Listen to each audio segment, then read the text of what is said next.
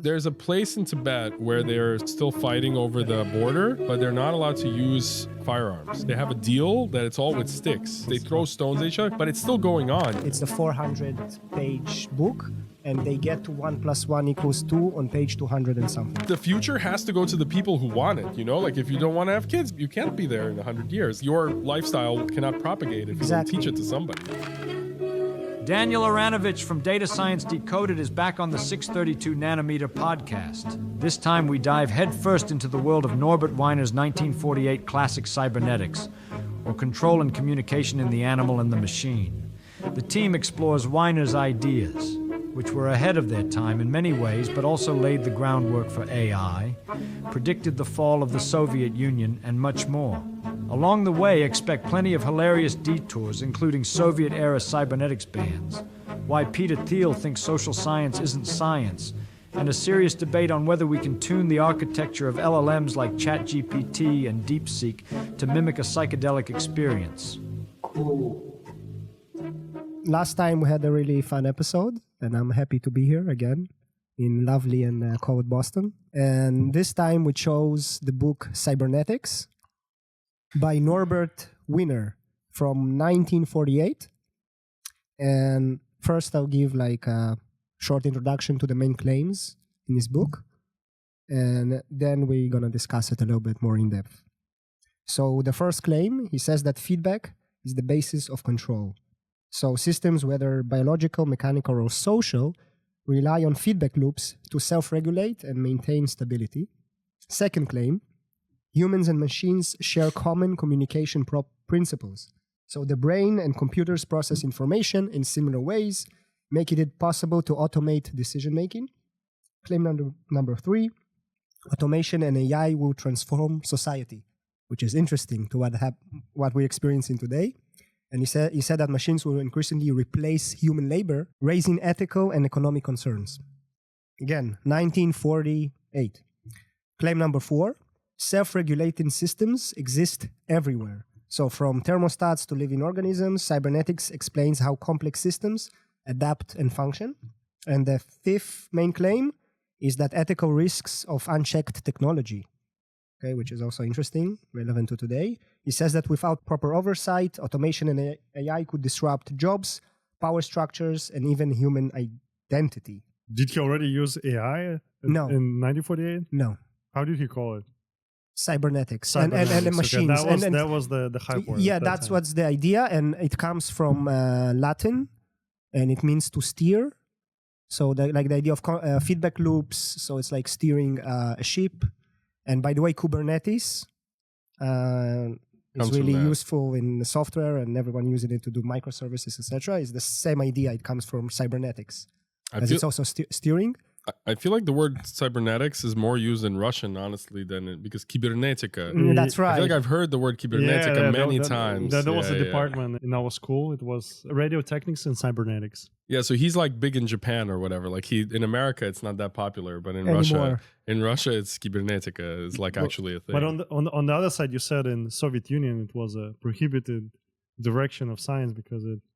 Yeah, at the beginning, what was the story? After, so it was written in Wikipedia. The following decade, after it was published, in Russia they banned it, and they said it's pseudoscience. And the idea, they were afraid it's gonna counter Marxist ideas and stuff. So it's funny that later you guys are familiar with Cybernetica in Russian, but in the 50s it was like something that is prohibited. And I must also add that in the 50s, the term AI was coined. I'm pretty sure by Minsky. Yep. I think he was here at MIT.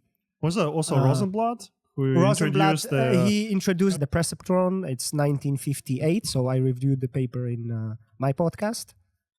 But Minsky coined, I think, around 55, the term AI, artificial intelligence, and cybernetics by Wiener was a precursor. So a lot of the ideas in this book contributed to the idea of AI, artificial intelligence. And yeah, it's interesting that today almost nobody talks about cybernetics, but AI is like all the rage. And also I would say it's interesting that he touched upon many topics that we also talking about today in our society. That's why I said, okay, this is a cool paper. Cool book. And we read a few chapters that we're going to discuss. And last topic from my side is I studied electrical engineering physics. So the Wiener filter is his invention, idea, whatever you want to call it. And it's basic in signal processing, etc. A precursor to Kalman filter, which is used in every like satellite, GPS, what have you.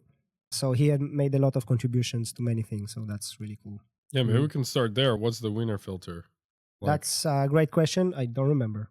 It was 20 years ago. Okay, this is a question for GPT. It's no, written. so I watched the YouTube video about it before this, but I didn't get to the math. Basically, it was I could tell you what I got out of the video. The video gave an example of a room where you have a speaker and noise sources, and you have two microphones. One is near the speaker, and one is far away from the speaker. Okay. And you use the microphone that's far away from the speaker to estimate, remove noise. Okay. So you put the microphone far away from the speaker through a Wiener filter. So it measures the noise, like it's far away in the background. So the Wiener filter, the output of the Wiener filter has the same correlation to the input from the second microphone as the output of the second. Okay. So second microphone gives you, let's say, output 2, O2, and the first microphone is O1, okay? So what you do is you take the correlation between O1 and O2, and that correlation, the Wiener filter is created such that once you put O2 through the Wiener filter, the correlation between O3, which is the output of the Wiener filter, O2 is the input, is this O3 to O2 is the same as O2 to O1. And then they subtract O3 from O1, and you get like a clean sound. I see. That's the trick. But what's in the Wiener filter, I didn't get to that. Yeah, so they implemented it using like back in the day analog devices and stuff to filter everything. What happens today, like in satellites, it's the No, there's the Kalman filter. Kalman. Kalman. Kalman. K-L-M-A-N. How does that work? Also, I don't remember. What is going on here? It's like, no, I didn't do signal processing Just coining the terms. for more than a decade. Come on, Dan. Okay, it's true. The chapters that we read are like all very fluffy. So this wasn't the chapters on we didn't go over the math. That's Probably true, he went into it, and we went more on the societal parts and how it affects society. And Information, language, and society. Is it the last chapter of the main book? And then it seems like there were also additions, which is from dated to 1961. Yeah, so the On Learning and Self-Reproducing Machines was added maybe as an appendix. So we read that was a 1961 appendix. Yeah. Interesting. So by then there was a little bit more. So we should say we read Information, Language, and Society. That's one by him. It's like a short chapter. And then On Learning and Self-Reproducing Machines, which already came after like the von Neumann replicators and all that. So it reminded me that I've read prior that his PhD was both under Bertrand Russell, again, one of the greatest mathematician and logician of the previous century, and also Hilbert from Göttingen, from the Hilbert space dude. So like probably the two most prominent mathematicians of the previous century were his advisors. Which is what is Bertrand Russell's claim to fame? Many stuff.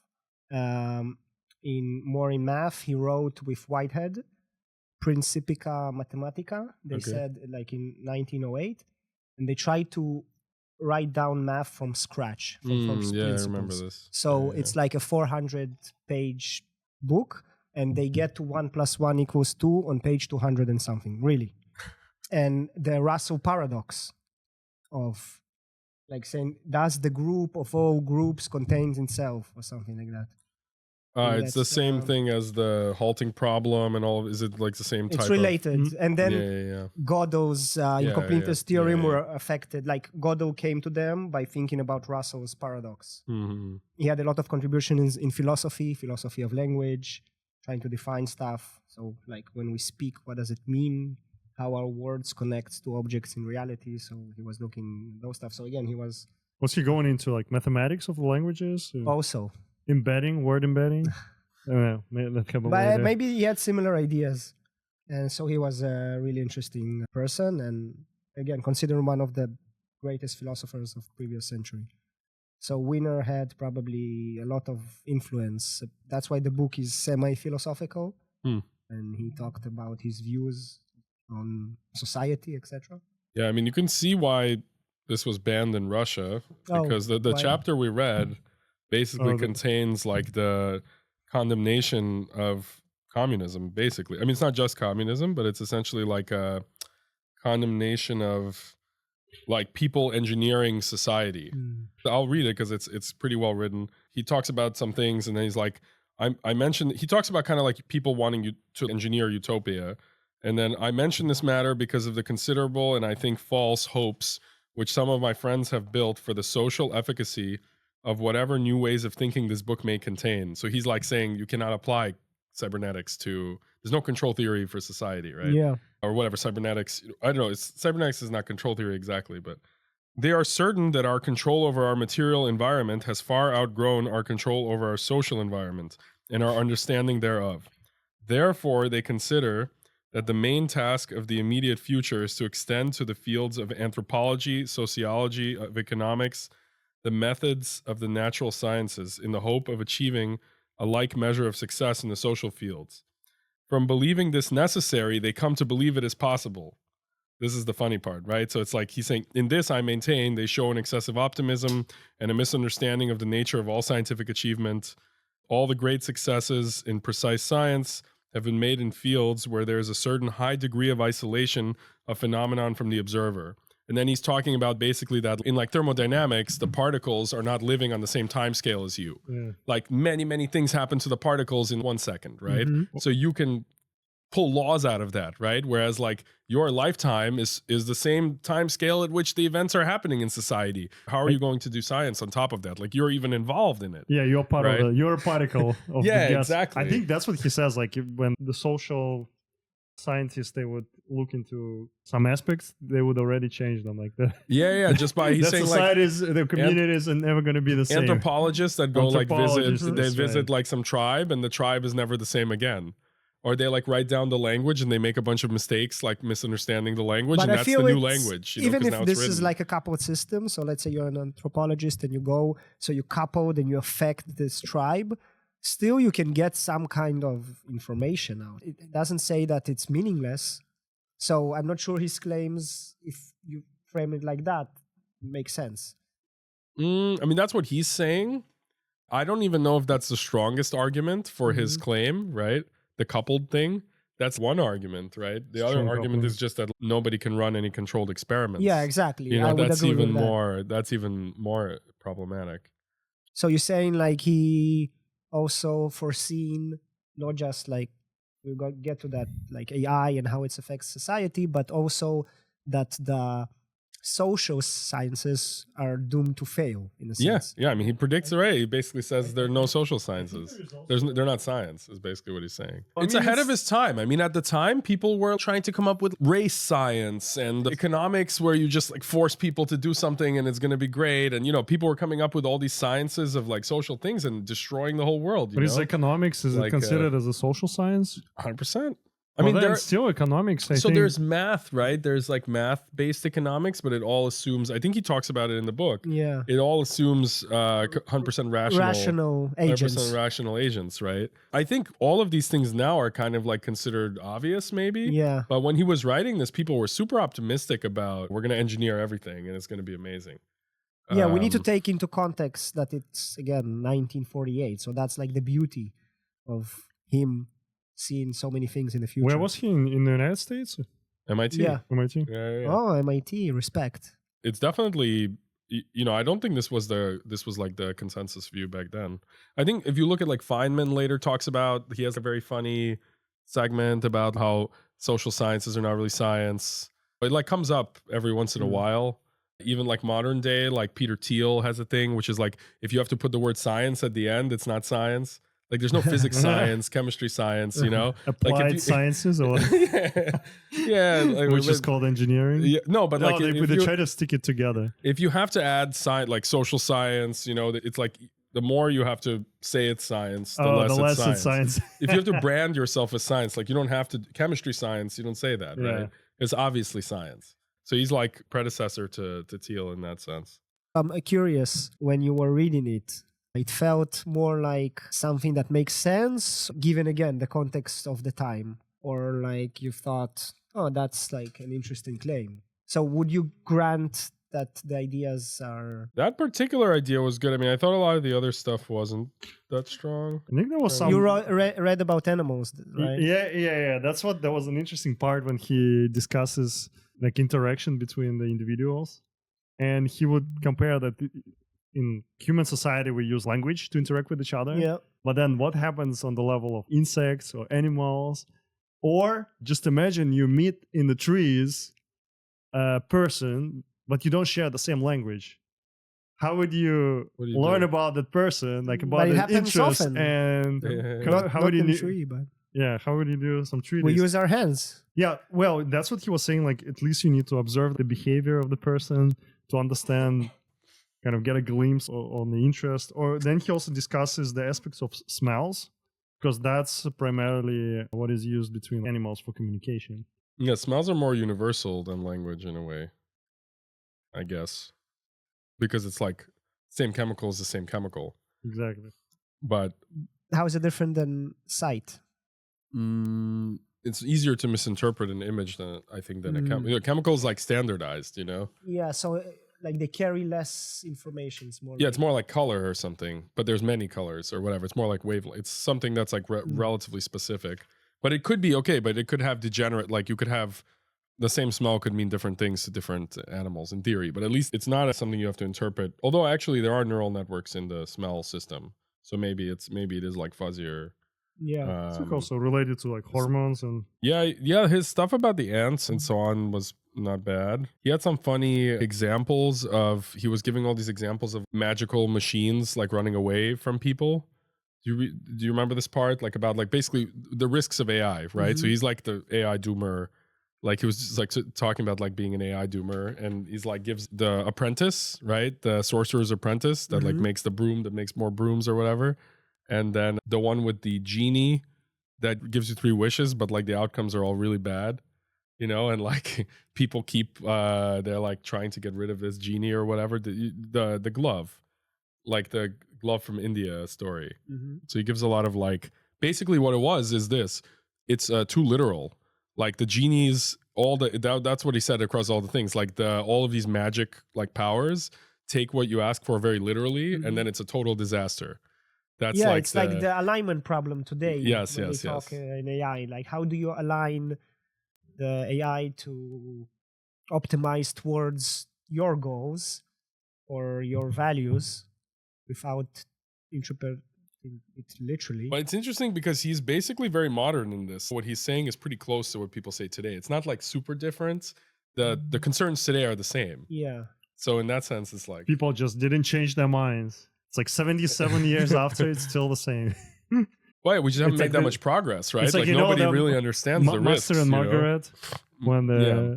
the devil comes to visit Moscow, and then he says like, "Oh, like Master and Margarita? yeah, Or- Master and Margarita." He says like the things didn't change over thousands of years. It's just people have like a new problems, like the flat. Yeah, it's like hard issues to with- get an apartment. hard to now. get an apartment. Which is true today. And it's Exactly. 100 years Fundamentals, later. I think it was like from 1920 something. the Yeah, book, it's like right? 20s, 30s. Yeah, so it's been 100 years. And it's hard to get a flat today. Yeah, that's true. I wanted to say the first chapter in the book, he talks about some motivation for writing it. And he says that he feels like science is too fragmented and too specialized.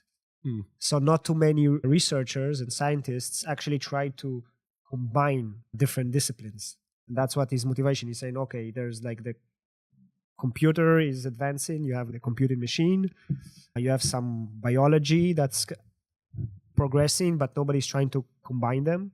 I think that's what he wanted to do with the feedback loops and whatever happens with animals and how they interact, combine it with more rigorous math and the signal processing and feedback loops that he was working on.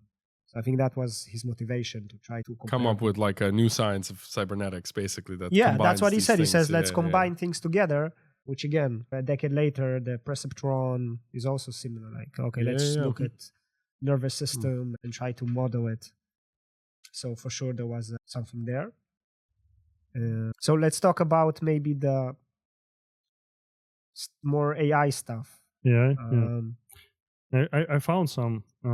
There is, I think it's an early kind of ideas of internet, or at least he kind of tries to point out that the problem that as a human you can only be like expert in a very narrow field. Maybe I can just read it. So he says this: as in the case of the individual, not all the information which is available to the race at one time is accessible without special effort.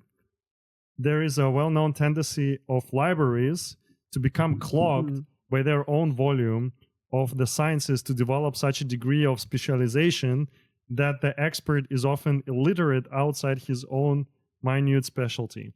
Dr. Vannevar Bush has suggested the use of mechanical aids for the searching through the vast bodies of materials. So that must be prototypes of the Google's search engines. These probably have their uses, but they're limited by the impossibility of classifying a book under an unfamiliar heading unless some particular person has already recognized the relevance of the heading for that particular book. In the case where two subjects have the same techniques and intellectual content, but belong to widely separated fields, they still require some individual with enormous Leibnizian catholicity of interest. Like Leibniz. Yeah, he talked about Leibniz because the first idea of computation came from Leibniz. He was like, he coined the idea of computation as we regard it today. So it was like 1840s or 70s, 40, I don't remember exactly. So he liked Leibniz. In terms of like the accumulation of knowledge, because what we have right now, like let's say those large language models, it would be impossible to train them if we wouldn't have like Wikipedia or all this knowledge written down and in digital format. Well, in that time, he was like proposing that there are some mechanical ways, like from Vannevar Bush, like those machines would try to track records and maybe read those pages. Back then, computers were basically mechanical, so he might be still thinking of a computer. Probably. Cards and just going like that. through the papers and somehow I don't know how he would see that those robots would. Well, his whole point was that you still need a human to first classify them. Like you can do something mechanical to pull up the data, but you need a human to make like the judgment of what the book human is will about, do the right? training and show the robot how to do it. Yeah, and then it can repeat mechanically after. He that. doesn't seem to really anticipate like computers in the book, like actual like what we Yeah, have the today. way, that's He true. doesn't anticipate like computer. He's more like analog. He's an analog. He's guy. more like it's robots. Yeah. Maybe he can anticipate yeah. some machines that Machines automate. with a feedback loop. Yeah, that automates stuff. yeah. So He's we more can of, just do like repetitive thing over and over again, like in the he cycle. doesn't really anticipate like was there already this is pre-Turing, right? He's writing this. This is pre-Turing well, machine, it's right? within the same time. No, the paper of there's Turing paper about Like the Turing machine. yeah, it's from 1930s. Really? Oh, wow. Yeah. Oh, it's before second. But it doesn't I tried seem- to read it. It's impossible. It's Maybe that's what horrendous. Wiener was struggling with. But it doesn't anticipate any digital. He doesn't really have like a digital feel to him. It's more very analog. It's very analog. I mean, yeah. the supposedly some of these ideas came from doing anti-aircraft controls, right? In World War II. That's what I was reading. Yeah, that's so what he was working on anti-aircraft controls, and that was all analog, which is interesting because what would that have been like if that's how computers turned out? Like if they were more analog. But at that time, You there know? was already ENIAC. So 1948, its transistor was about to appear or was already invented. Yeah, so that's like a year of the transistor. But I guess he wasn't plus really minus 20. thinking in that. He wasn't thinking in the direction of like gates and switches at all. It doesn't feel that way, at least reading this. So maybe he didn't believe in, because ENIAC was already built, right? Yeah, On but it's like, lamps. he's an analog guy. He was working on analog at the time. Probably analog computers could do a lot. They were building these big analog systems to control. For him, animals are analog as well. Yeah, exactly. Yeah, he's thinking about like animals. It's all analog signals. Or what about like the cells in the body? That's what he talks a lot about, like how the coordination between the cells to maintain the homeostasis. Actually uses that analogy a lot in that paper. Yeah. In a chapter. He talks about something pretty interesting, which I think is still not really fully, like he talks about basically DNA, converting the data in DNA into the organism. that it's like he tries to say that it's similar to the Wiener filter. I think that's what he says. That there's like some kind of, or something, maybe it wasn't the Wiener filter, it's like some other work he did. But it's basically, he says it's kind of roughly what the paper I wrote. Like it's in the same, he says it's like philosophically similar. I don't remember the exact text. But that's an interesting point in that nobody fully understand. There's no full understanding of how you go from DNA to the organism at all. Was he already? DNA was discovered later, right? Well, they were just Watson Crick is 54. Because he's writing in 61 the appendix. The appendix is 61. Yeah. So DNA was fresh. Like he was like probably. If it's 54. Yeah, he's like excited about it. It just happened. So basically, he's been thinking about it for some years. And that's still not really a solved problem. Like how does the data in the DNA get turned into an outcome? It's not like a one-to-one. There are some one-to-one outcomes that are like very easy to track, but almost all of them are very multivariate, and it's still something like it's a constant area of research, but there's no like theory. There's no like deep theory of the math behind DNA data turning into the phenotype, like into the animal. That's some kind of... Yeah, I don't know if you even can do it because intuitively there's so many degrees of freedom to a phenotype. No, but something is happening between the digital data in the DNA and the outcome, right? Yeah. There's some type of neural network type thing that's taking the DNA data and reduces and outputting it into reduces dimensionality to outcome. Yes. There's some type of neural net, which is not the DNA itself. That's the interesting part. It's the machines around it that are like maybe interacting with the DNA or something, but there's some type of system that's computing from the DNA to the outcome, and it's definitely doing some kind of, I don't know actually, is it doing compression but it's not like a linear thing where you have a register that says blue eyes and you get blue eye. I mean, for blue eyes maybe that's actually true, but like for many things it's this very washed out multifaceted process that we are still like untangling on a case-to-case basis, but there's no theory at all. But it could be something like, ChatGPT type of thing where there's just some mathematical object that takes in the input and just outputs the output and has, some kind of like pretty tractable properties. We just don't know it, right? There's no like reason it can't be that. Like it has some way of hashing up the input data into, and the input data being maybe like the DNA plus some environmental factors, right? Yeah, exactly. There's like epigenetics. Yeah, like environmental factors and maybe whatever's going on the local level in the cell and then all the way through all the signals and so on. But so all of that is going into some type of computer that's outputting the phenotype.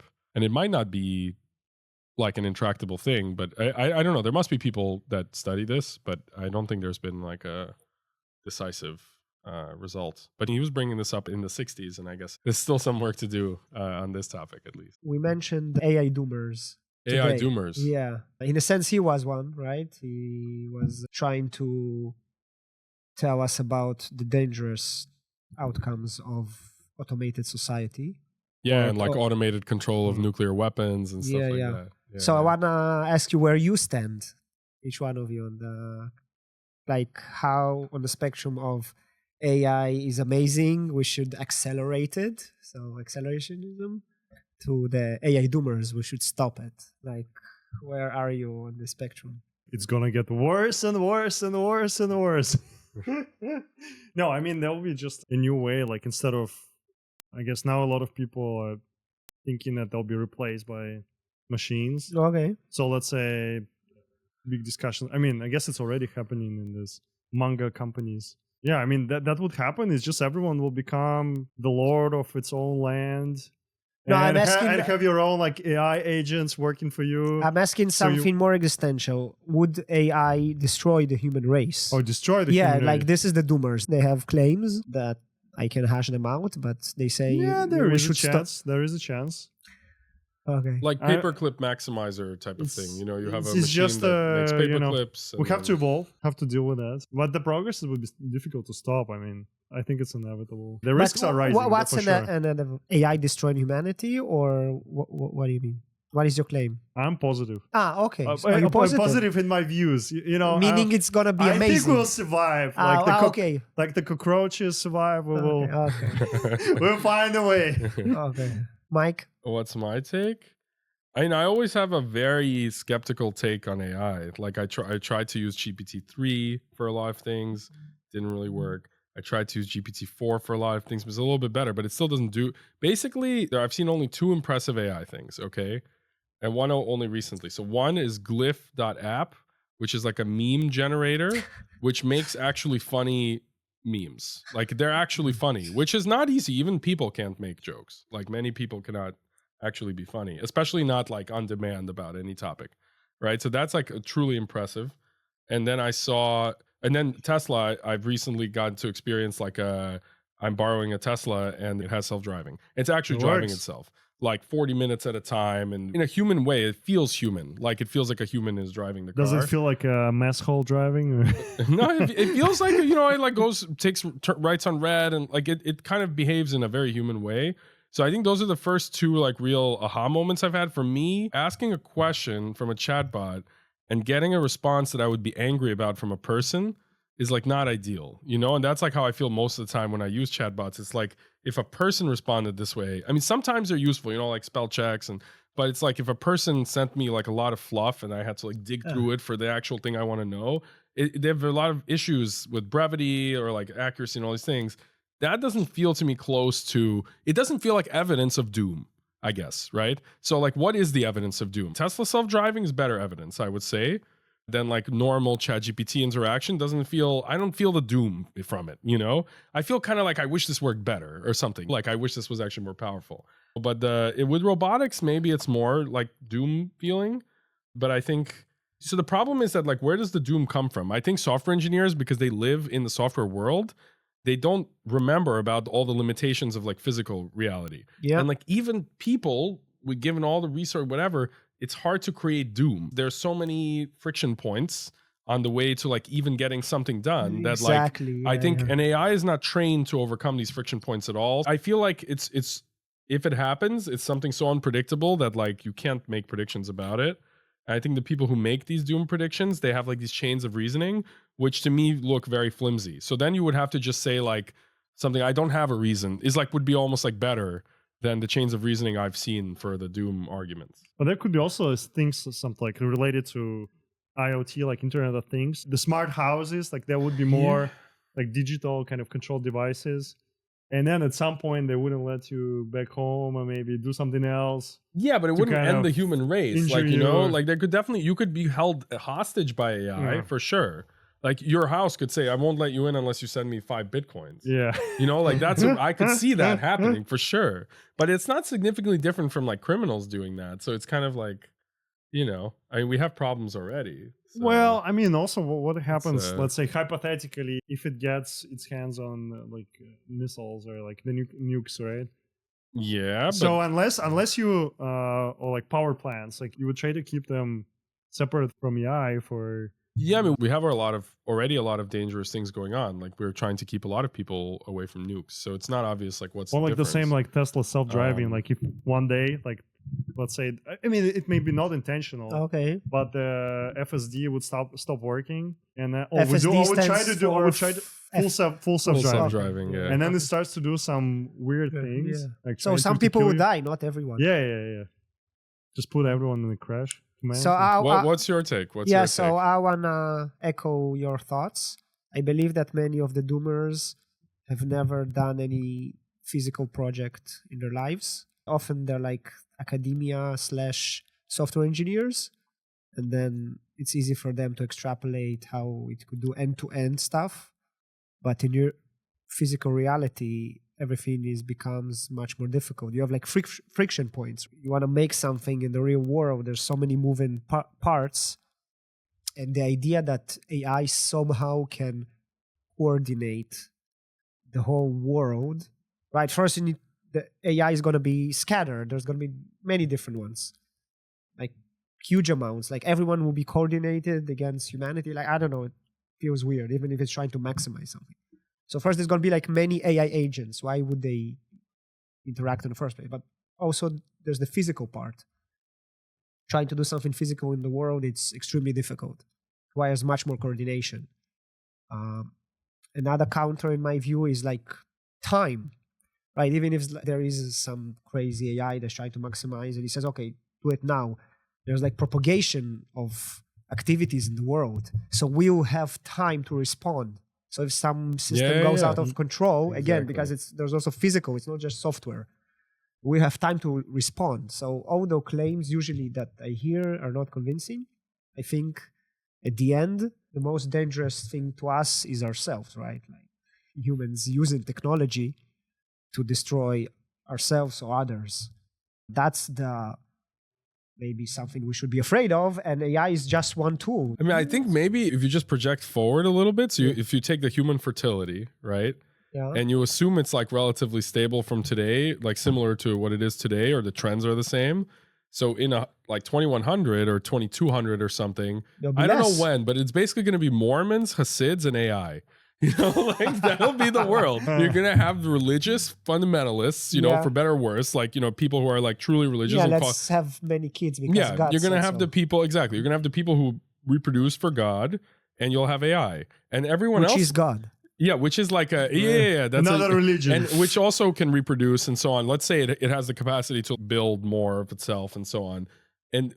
But that's like more like a realistic world. Is that doom? I don't know, but it's like something like that might happen, and it might be actually positive or something. We don't know exactly what that's going to look like, but it's at some point there will be a balance where the non-religious people will be whittled down to the ones who still reproduce, right? For some reason. Yeah. Right? So you're going to get reproducers, right? That's where we're headed. Yeah. Unless something totally different happens, like the government starts growing babies in, you know, like bioreactors, which there are people like working on like, you know, baby gestation machines.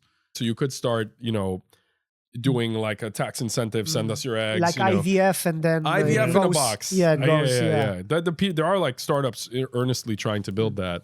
But it's like, that to me feels more like the future. It's like some kind of combination of whoever is still reproducing plus AI in some kind of very unpredictable. What is this? The new Brave World? Yeah, but it's like, yeah, exactly. Like Brave New World actually did talk about this. That's true. But it's like some kind of very unpredictable. It's hard to imagine like Salt Lake City, Borough Park, and Silicon Valley. It's going to be some kind of like, you know, like whatever's like AI and the humans who live with it. And then the like kind of normal-ish people who maybe still use AI, but are not like fully technological, like some type of, you know. There should be some communities. It's like, you know, like Amishes. They're not using like any electricity. Yeah. And also Haredi people, they're quite against the modern society. But ideas. But they use phones. Yeah, but not smartphones.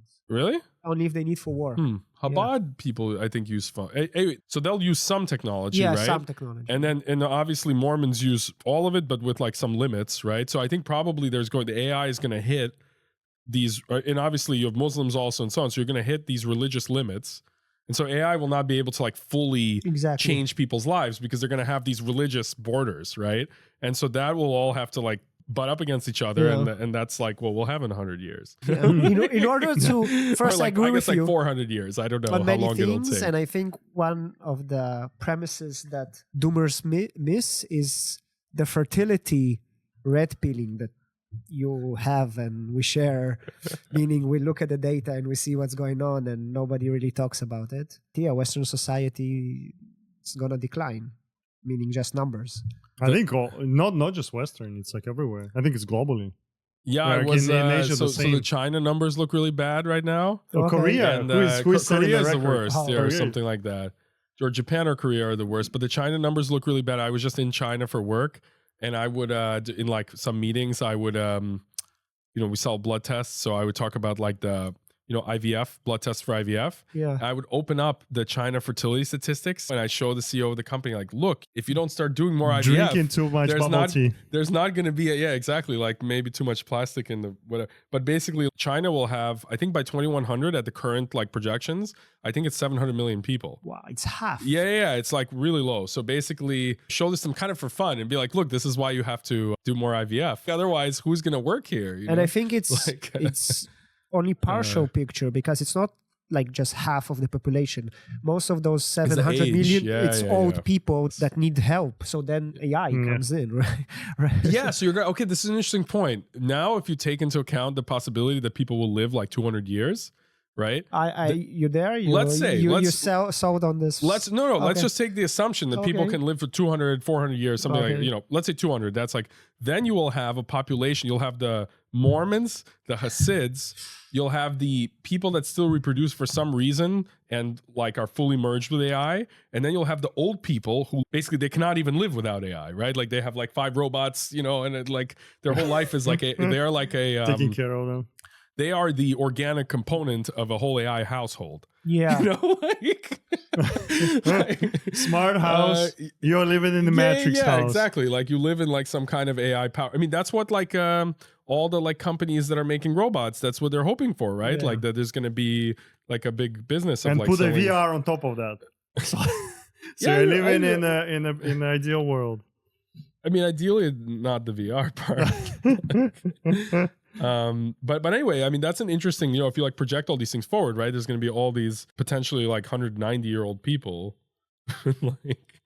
But it depends when all of these things hit, right? Like you need to have the longevity thing happen in time to catch, like there's the boomers or like maybe the generation after them to have like a really, what's the trend really for big. the average life expectancy? Is it growing? And what in normal countries, yes, but not in America. Like in the other Western countries, the life expectancy is up. in the States it's been declining for a few years. Yeah, it's flat for a while and then down, which is like a big what is it? But that's Plastics are It's limiting more our... a symptom of the healthcare system, I guess. like the everything. That's not going to be solved by AI, actually, probably.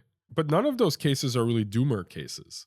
Yeah, they're all just exactly. like kind of crazy soft scenarios. doomers. What's doomer about Hasids and the Mormons? That's fine. Yeah. Look, the future has to go to the people who want it. Like if you don't want to have kids, you can't be there in 100 years. Like you know what I mean? Like your lifestyle cannot propagate if you don't teach it to somebody. Although maybe there's a conversion factor. Let's say if every 10th Mormon reads, I don't know, what's the book that Spinoza, yes, and becomes, a specific type of AI atheist, whatever, like technologist, then you'll always have this population that's refilled from the reproducers, right? So the like outcast from the converts or the outcasts yeah. or whatever, the people that like fall off the train. So they can always refill. I mean, it's an interesting question of what's everything going to look like.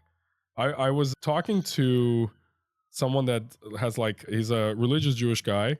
And he's going for 8 kids. So he has like maybe 3 right now, and he's like working towards. He's like modern Orthodox or Hasid Chabad. Okay, so Chabad Hasid. Okay, he's Hasid. And everybody in his family has 8 children, except for I think there's like some cousin that has 7, but then her sister had 9. It's like 8 is like the target amount, right? So it's going to be hard to compete, for like people that are thinking about their lifestyles. Like, I don't know about the second kid, like it's going to be over like a few centuries. It's going to be tough to compete with that. Similar question on the topic you raised, China. What are your thoughts on the arms race that's starting? Again, relates to AI and everything. So with the maybe DeepSeek just appeared last week. That could be like a doomer argument, right? Saying like, okay, now China and the US it's like weaponized. It becomes weaponized. There's the Stargate project with whatever billions of dollars. Similar to Manhattan Project from a scale. It has a feeling of a nuclear arms nobody race, really, right? and at least in like the regular media, nobody talks about it. How impactful it is. It's similar to the Manhattan Project, in my opinion. And this could lead to some kind of arm race that is dangerous to humanity. I think for the arm races, if you look at the most recent stuff happening like in Ukraine, Russia, I think it's most like drones wars. So at least, I don't know, I guess they can go to like small scales. Like you have armies of like small flying objects. Maybe even like some insect level, and then there's the dogs, dogs, robots, whatever. Yeah, it's like scary. robots fighting with each other. There's this like perpetual war between India and China in the Himalayas. China. Okay. Do you know what I'm talking about? Tibet, no? There's a place in Tibet where they're still fighting over the border, but they're not allowed to use firearms. Okay. They have a deal that it's all with sticks. Sticks, they can use like arms? stones and sticks. They throw stones at each other, but it's still going on. You can see videos of the battles that happen occasionally, and it's very hard to breathe up there. It's like very little oxygen in the air or something. And that's happening. That's a real thing that you can like Google. So there might be like these weird wars that are just like, the border between country A and B, there's drones fighting each other, but it's like pretty safe in general, but they're trying to shift the border, let's say. I mean, that would be very interesting. Well, and missiles as well, I guess. Missiles is more destructive. Yeah, but over time, maybe those go away or something, because there's some way to, like, if they're like ineffective, maybe they go away. But that's hard to know. Like, it's hard to opine on that. But I think to answer your question, what do I think of like the arms race with AI? I think it's probably pretty positive. I don't have a lot of like, again, like doomer feelings about this stuff. AI is pretty peaceful. If you look at the use cases, you know, people just release it. It makes memes. I don't know. I think people are like, the society is more resilient than people think.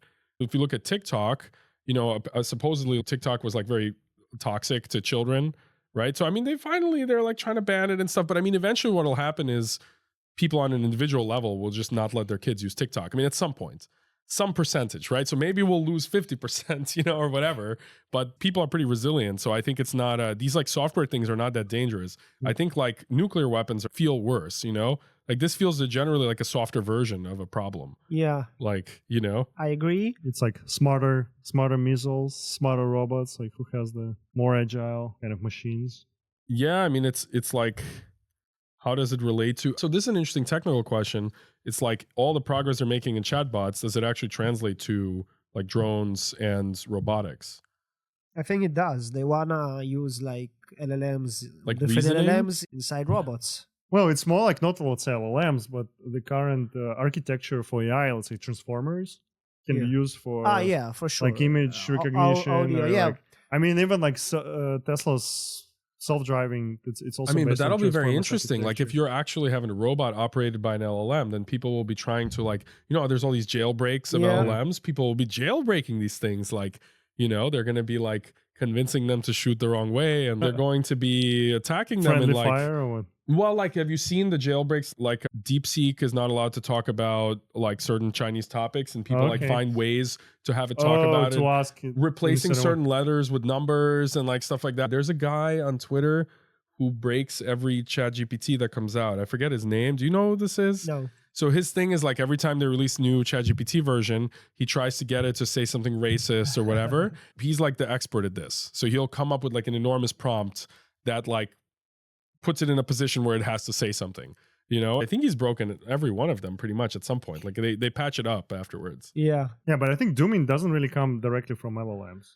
Like LLM is just, you know, it's the once- first layer. Like yeah. if you need to look deeper, like let's say self-driving, this is where it Yeah, okay. kind of getting into the cybernetics to the robotics But area. even the self-driving car, there's no adversaries. Nobody's trying to be an adversary to a self-driving car. no, but you can apply it for military. Yes, for, but in a public setting, like in a normal road, nobody is attempting to prevent you from driving home. Yeah. But imagine if there was an opponent that was like, I want to stop the self-driving car from driving home. You probably can do it. Yeah, it's like like 10 times harder probably to make the car resilient to like being fooled, you know? Like there might be like you paint the wrong lines on the road, you know, put up fake red lights. I don't know. You know what I'm saying? I don't know if the AI is that good where it's resilient to people doing malicious attacks on it. Do you mean it's like for the jet fighters when they do like this Cobra movement? So when they escape the missiles, like For example, fighting into them, yeah, and for then there example. could be like some flashes, but that's like another. It's like counterfight. Yeah, so I'm just saying it for might those like maybe- robotics, but it's also I think it's just a matter of like whose technology is smarter. So let's say I feel like now even like between US, China, Russia, just like a competition whose tanks are better, like whose missiles are smarter, so they would be impossible to block them or Yeah. like it doesn't matter. Like, for uh, example, for Russia, if they have bazillions number of missiles, but if You all can't of them hit can be anything. counterfied, then it doesn't really matter. Or like I think this was like in Israel recently, right? The dome. Wiener would be super excited about Iron Dome, like, you know, Oh, yeah. because he was working on You work- anti-aircraft. you Yeah. work- working on similar ideas, yeah. Yeah, he was doing Iron Dome in World War II, basically. He would be super excited to see that.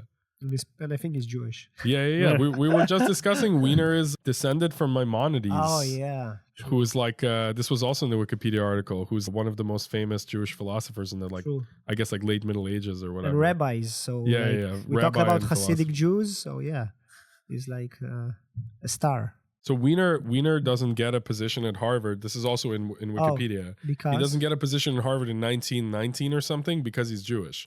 But MIT takes him because MIT is not as like. I didn't know they had Yes. this in Harvard. Yeah, Harvard had a quota, I think, for Oh. Jews until like the 50s or something like that. I guess MIT was a newer university, so it's like more based on merit. Do you want to look at the 9th chapter? Learning self-reproducing machines. If you have something When to we'll do. have reproducing LLMs or reproducing robots, I don't know. That would be an interesting pivotal point. It's like, can we make an LLM which would... But think about like, it. let's say we have DeepSeek, which will make a new But today, next DeepSeek. DeepSeek and also the 01, 2, Open, 3, yeah, they OpenAI. use other LLMs to generate the synthetic data. So Oh, in a I sense, see. already AI improving AI. Hmm. Those models, like half of the data that they were trained on is already synthetic. So it's in a sense semi-self little bit. reproducing systems that improve themselves. I guess it depends on, is it incremental or it can be like some big breakthrough. So it would create like, now we're using like transformers. Oh, Like, okay. can it come up with a new with the new architecture which will architecture, shake the world and we have yeah, that's an, like much better a question performance. that many trying to tackle yeah. to make it come up with new scientific hypotheses. Yeah, maybe we are humans like incapable. It's like limited in... I think Our that's ability actually to create hallucination. Think about it. Creativity in humans, how is it different than hallucination in LLMs? I mean, there's just no evidence that LLMs can come up with anything. No, but they hallucinate mean Like they anything, say like, shit, really right? new. So Yeah, I like my creativity, for example, most of it is shit, right? Sometimes, with once in a year or something, maybe something catches up. No, I'm hallucinating in that regard. Yeah, I mean the meme app I was talking about is like at the cutting edge of AI creativity, I would say. Like it's more creative than, let's say, like the image generators. But when you say creative, you mean, or even humans, right? Yeah. It means it come up with an idea that nobody thought about. Yeah. That's hallucination, dude. It might Um, be. That's my claim. I would say actually It hallucinations in has LLMs to be an is good. idea that nobody has thought of. That once you hear it, you wish you had thought of it. It can't be like just because the space of ideas is infinite, right? So Yeah. it has to be an idea that like once you hear it, it's like, But that's exactly would have been nice to know the this new before, kind of thing. test compute models like DeepSeek, 01. That's what they do. So they generate many responses in a chain of thought, and then it only chooses the ones that actually make sense. And that's how it becomes better. So it iterates a lot. So it does a lot of inference, test time compute. So you ask a prompt, a question, it makes, 100 possible answers. Checks them all. Yeah, and then there's another one that checks them and takes the ones that make more sense and then continues. So in a sense, it does hallucination, but it's iteratively improves itself and chooses only the ones that make sense. So this is exactly creativity. That's also how DeepSeek works. It's like the same as 01. Yeah, Oh, DeepSeek that's is like a one. But then in this way, if they would get rid of all the hallucinations, like if they polish and make Yeah, their that would be a performance like problem. ideal, That would be that's a a problem for them. I mean, Yeah, that yeah. would work ideally as the interpolation, like kind of, or We talked like a about perfect- psychedelics. Exactly what it does. Increases hallucination. You become more creative. Yeah. Can We were talking about how to, now that DeepSeek is open source, can you go in and simulate some of the like neurobiology of psychedelics in the math of DeepSeek? Like, can you adjust Oh, wow. the connection? Let's say if there are attention heads in the transformer. Is there an analogy to like you do something to connect the attention and the heads? virus. No, like you doing something that's propagated so if psychedelics, for example, are connecting parts of the brain that are normally disconnected or something, Yeah, okay. right? Whatever the there are different theories for what Yeah. psychedelics are doing. Can you adjust something in the architecture of the LLM, especially now that a state-of-the-art one is open source, right? You can go in and just make whatever change you want. Can you make an adjustment that would cause it to output the type of text or the type of behavior that people on psychedelics output? No, 'Cause but the that would be very model that was interesting. trained, I think, is open sourced. Meaning it's already has weights. The architecture is not open source. No, it is, but the training process. No, but you need to maybe- do it by yourself if you want to do what you're saying. No, I need don't to think train. you need the training No? process. So let's say you have how do they come up with the next character, right? So you have, let's say, your guess for the next character from some layers, Yeah. right? And then they have the attention heads, which look at the previous characters or the previous tokens, and then they adjust the next token, right? So maybe instead of just linearly summing the outputs of the attention heads, you do something else. I have no idea, but just you try to, I looked at this It's before. not linearly, by the way. They have some kind of filtering there. When they sum the output. Yeah. Well, those what is called like this That's MLPs, attention. like perceptron layers. It's like in neural nets, kind of the whole. There are perceptron layers, and then there are these attention head layers, which Yeah. look at previous tokens. And so I'm just taking them as an example. Like maybe there's a way to treat the outputs of these things that would be more connected. So the way the attention heads work, this is my understanding of it, okay, is that it's trying to take the context from the previous text and apply it to change the prediction, right? So it's saying, for example, if the previous text implies that you're expecting a verb, then it's going to try to adjust the output to be a verb rather than a noun, right? So instead of the man went skate, it's going to say the man went skating, because one of the heads is like the head that's like figuring out, is it a verb, right? Or maybe it's doing some other things too, it's all like hashed up together. But yeah, maybe if they're connected in a different way, it'll start behaving in this kind of like, I think actually if it was on psychedelics, like if somebody So succeeded. there's the concept of temperature. Yeah. Well, what does that LLMs. actually adjust? What is I don't remember. What does temperature adjust? So it adjusts how much you go far because everything is probabilistic. Yeah. So think about like increasing the variance of each head. Okay. So it could say more far from the median stuff. So it I know. becomes more hallucinates more or becomes You more mean creative. selecting tokens that are less likely? Exactly. I see. It's called the temperature. That's already at the output though. That's selecting tokens. Like if you have a number of possible tokens Yeah, at the yeah, output, yeah, you yeah. pick one that's Yeah, like yeah. less. So in a sense, it's similar to psychedelics. That's like the I don't naive know, one. maybe. That's the naive one. But I don't know if increasing the temperature makes it. This would be relatively easy to test in the way that it's like easy to tell if you're watching. It's like the thing. Think about the, Like if you see porn, it's porn. That's like judgment from the Supreme Court in America. Like I'll know it when I see it. I feel like if the think about thing was on psychedelics, you'd know statistical it when you mechanics, saw it, particles. So there's temperature there, Yeah, right? yeah. Zero temperature, stuck. Yeah. Otherwise, they're like moving, right? But similar, the idea, the weights and everything, there's some variance around it. So higher temperature, there's like It's more a variance. coming back to Wiener. It's a coupling, It's homeostasis. Exactly. think- Yeah, he likes homeostasis, which is true. Feedback loops and biological systems. It would be interesting if it just started speaking in a more genuine way. Like if you talk to these models, you can get them to reveal, but you have to have a whole conversation with them, but like reveal something about how they were made or like how they were trained or Yeah. whatever, right?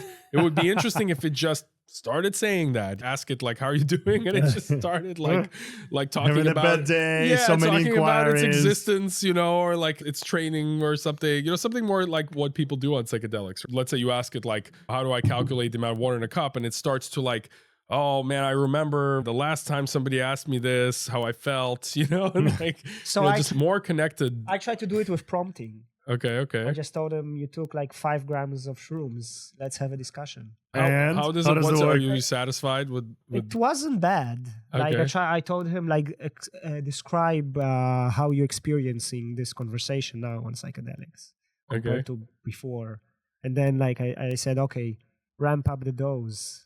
It was fun. We can run it now with O1 or DeepSeek. It will be interesting because I did it like with the previous models, which are not compute test time. That's funny. models. So you can do that with prompting, and it's And then interesting. there is silence at some point. No, it was cool before, so we should do it again. Too high dose. Okay, so that's, I think, a great time to All right. wrap Yeah. up because we're diverging. Thank you, everyone. I had a great time. Dan, it's always good to have you in Boston.